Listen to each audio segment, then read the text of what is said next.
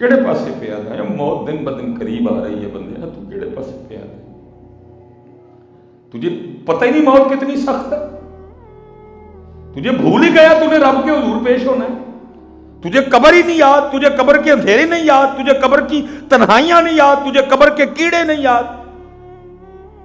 जी लोका मैनू आन डराया रात कबर दी काली, मैं सुनिया उत्थे ओना आना जिन्ना मोंढे कमली काली। तू कदी ओना नहीं उठ के मस्जिद, तू कदी ओना नहीं उठ के घरों मस्जिद च नहीं आया, ओ आणगे तेरे लिए।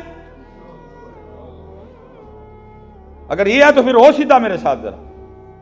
तू कभी उनके लिए उठ के तू जाग रहा है, तूने सहरी भी की है बेहया आदमी, तू उठा भी हुआ है, तूने सुना भी है सलातु खैरुम मिनन नौम, तू उनके लिए उठ के घर से मस्जिद में नहीं आया, वो तेरे लिए आएंगे बेवफा आदमी।